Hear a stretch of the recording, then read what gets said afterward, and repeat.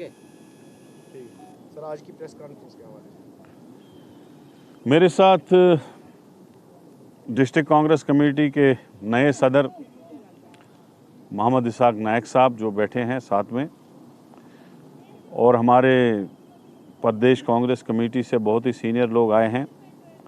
राकेश वजीर साहब general secretary PCC हैं और यहाँ कोऑर्डिनेटर हैं मनरेगा बचाओ आंदोलन के, और साथ में हमारे भाई खजूरिया जी, विनोद खजूरिया जी जो उधमपुर के डिस्ट्रिक्ट प्रेसिडेंट थे अभी तक, ये भी यहाँ एज कोऑर्डिनेटर आए हैं। मनरेगा बचाओ जो आंदोलन कांग्रेस पार्टी की तरफ से पूरे नेशनल लेवल पे हो रहा है, उसके यहाँ पे कोऑर्डिनेटर हैं। हमारे फार्मर डिस्ट्रिक्ट प्रेसिडेंट जो अभी तक पहले थे, इसाक साहब से पहले परवेज साहब, और यहाँ जितने भी ब्लॉक प्रेसिडेंट साहिबान हमारे सीनियर साथी हैं सारे, सब यहाँ पे बैठे हैं, मौजूद हैं डिस्ट्रिक्ट रामबन के। कुछ लोग हमारे बाकी डिस्ट्रिक्टों में कोऑर्डिनेटर गए हैं। तो ये जो आज की प्रेस कॉन्फ्रेंस है, ये इस रिगार्डिंग है कि जो भारतीय जनता पार्टी ने, उनकी जो केंद्र सरकार है, मोदी जी की सरकार है, उन्होंने मनरेगा का जो है नाम चेंज किया और उसका सारा सिस्टम जो है वो चेंज कर दिया। अब मनरेगा की जो स्कीम थी ये 2006 में बनी थी, यूपीए फर्स्ट ने बनाई थी, और यूपीए सेकंड में भी ये चलती रही, क्योंकि पूरे वर्ल्ड वाइड इस स्कीम को अप्रिसिएशन मिला, इसलिए कि इस स्कीम से लोगों को रोज़गार भी मिलता था और इस स्कीम से गाँव में, रूरल एरियाज़ में डेवलपमेंट भी बहुत ज़्यादा होती थी।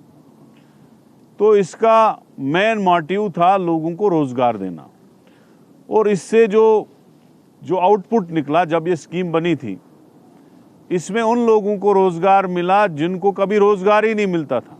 खासकर हमारी महिलाएं, हमारी बहनें जो गाँव में घरों में बैठी रहती थी, उनको 100 दिन का रोज़गार मिला, और बाद में यूपीए सेकंड ने इसको 125 दिन कर दिया, क्योंकि ये स्कीम जो है बहुत चली और बहुत ज़्यादा डेवलपमेंट इस स्कीम की वजह से हुई।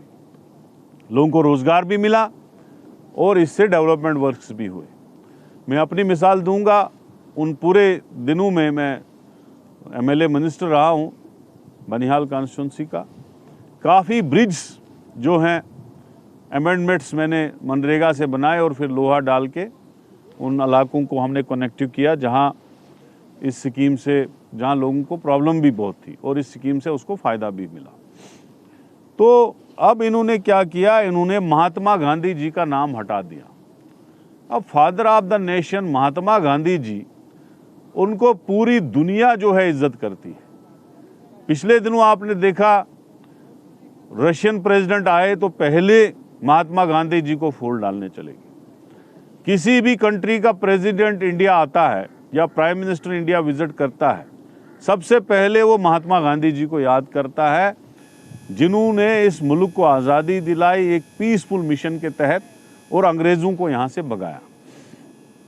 लेकिन आरएसएस वालों को महात्मा जी का नाम जो है वो अंदर से चुभता है, क्योंकि उसके कातिल भी यही लोग हैं और उसका नाम भी अब मनरेगा से हटाने वाले यही लोग हैं।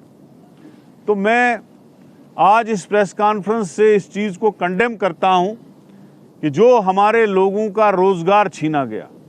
अब ये जो जयराम जी की स्कीम इन्होंने बनाई है, पहले तो हमें नाम से कोई वो नहीं है, कोई आपत्ति नहीं है, क्योंकि राम जी भगवान है और Mahatma Gandhi ji father of the nation है। बीजेपी वाले सोचते हैं कि नाम में उलझने से इनका हम पोलराइजेशन करेंगे या कुछ करेंगे, लेकिन ऐसा कुछ नहीं है। ये स्कीम थी लोगों को एम्प्लॉयमेंट देने की और गांव में डेवलपमेंट करने की। तो कांग्रेस पार्टी जो है आज से एजिटेशन लॉन्च कर रही है, डिस्ट्रिक्ट में, जगह जगह में ये एजिटेशन बराबर 3 महीने चलेगी, और इसमें भूख हड़ताल होंगे, इसमें पंचायतों में प्रोटेस्ट होंगे, इसमें वार्डों में पंपलेट बांटे जाएंगे, इसमें ब्लॉक लेवल पे प्रोग्राम होंगे, इसमें डिस्ट्रिक्ट लेवल पे प्रोग्राम होंगे, और इसमें बाद में स्टेट लेवल पे भी विधानसभा घेराव होंगे और विधानसभा प्रोटेस्ट होगा। तो मैं आज के दिन पे ये जो एजिटेशन है डिस्ट्रिक्ट कांग्रेस कमेटी की तरफ से, क्योंकि ये press conference district Congress committee को देनी थी लेकिन इनकी रिक्वेस्ट पे मैंने ये खुद दे दी, तो क्योंकि ये नेशनल लेवल का प्रोग्राम है, पहले ये मीटिंग कांग्रेस वर्किंग कमेटी में हुई थी जहां मैं खुद मौजूद था, मैं खुद CWC का मेंबर हूं, वहां पे ये डिस्कस हुआ, फुल डे इस पे मीटिंग हुई और आज से ये लॉन्च हो गई है डिस्ट्रिक्टों में, स्टेट में, पंचायतों में और हर जगह इस पे एजिटेशन होगी और हमारा जोर होगा कि इस स्कीम को दोबारा लॉन्च किया जाए, क्योंकि वर्ल्ड वाइड UN में तक इसका स्कीम का जिक्र हुआ और लोग इसको बहुत पसंद करते थे, पूरी वर्ल्ड कम्युनिटी इसको पसंद करते थे। इससे एम्प्लॉयमेंट रेशो जो है इंडिया का बढ़ गया था। अभी आप देखो पूरे हिंदुस्तान में कितनी बेरोजगारी हो रही है, कितने लोग बेरोजगारी की वजह से खुदकुशियां कर रहे हैं, ड्रग्स में इन्वॉल्व हो गए हैं, परेशान है हमारी यूथ। और जो मोदी जी की सरकार जब 2014 में आई, इन्होंने कहा था कि हम साल के 2 करोड़ नौकरियां देंगे। आज आप देखो 12 साल हो गए, 12 साल में 24 करोड़ नौकरियां देनी थी मोदी जी को, कहाँ गई वो 24 करोड़ नौकरियां? अब जो मनरेगा से थोड़ा बहुत रोजगार मिलता था वो भी इन्होंने खत्म किया। और अब जो नई स्कीम है उस स्कीम का ये लक्ष्य है कि 60% केंद्र सरकार देगी और 40% जो है स्टेट गवर्नमेंट पैसा देगी। अब मुझे बताओ, जो हमारी स्टेट सरकार 90% जिसकी फंडिंग सेंटर से होती है, वो कहाँ से 40% पैसा इस नई स्कीम में डाल के फिर डेवलपमेंट होगी? ये स्कीम टोटली फेल है।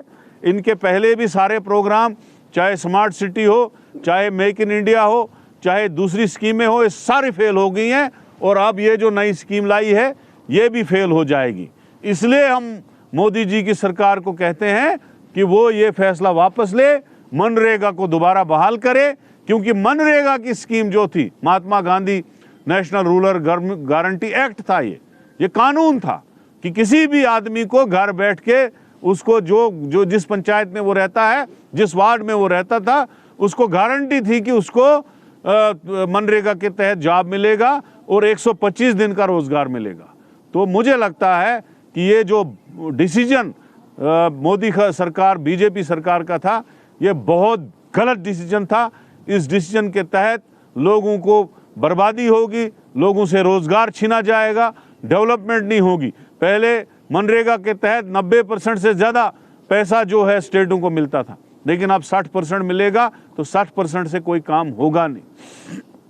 तो मेरे कहने का मतलब है कि ये गवर्नमेंट जो है फेल हो चुकी है हर चीज़ में, और ये जो मनरेगा के